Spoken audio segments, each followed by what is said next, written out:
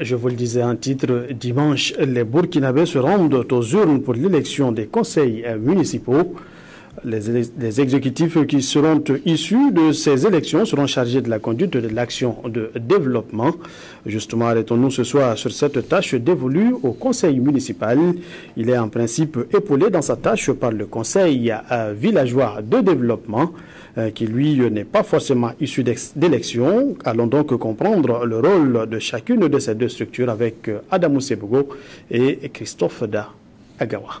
Il est originaire de Périgban, une commune rurale de 27 villages dans la province du Poni.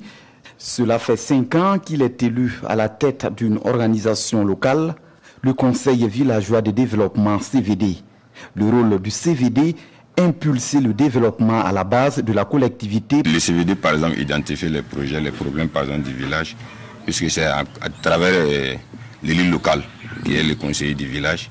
Alors donc, une fois identifié les projets, maintenant le CVD transmet au conseiller du village qui, pendant le conseil, alors au conseil maintenant soumet par exemple ce projet au conseil municipal qui essaie de voir qu'est-ce qu'il peut faire. Le membre du bureau du CVD est désigné par consensus ou par élection, mais bien qu'à politique, il est sous la tutelle du maire, président du conseil municipal. Le maire met en œuvre les décisions, les délibérations du conseil municipal, il les exécute. Voilà. Et c'est le conseil municipal maintenant qui contrôle justement cette mise en œuvre des délibérations. C'est d'ailleurs une délibération du conseil municipal qui valide l'Assemblée générale du CVD selon les textes.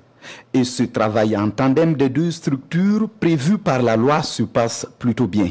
C'est comme si c'était un organe extérieur, voilà, du conseil municipal, puisque c'est au niveau du conseil villageois de développement, ils se réunissent pour voir les programmes d'investissement annuel du village et ils soumettent ça au conseil qui peut prendre selon ses forces, selon le budget, qui peut prendre ça en compte dans l'élaboration du plan communal de développement.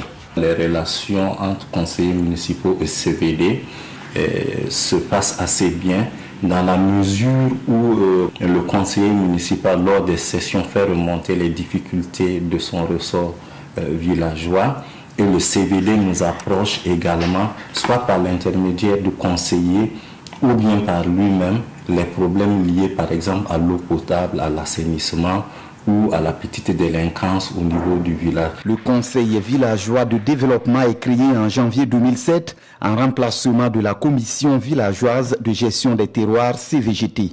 Le CVD compte 12 membres dirigés par un président. Un conseiller municipal voté sur la liste des candidats du village ne peut être membre du bureau du CVD. Il peut cependant assister aux réunions du bureau sans voix délibérative.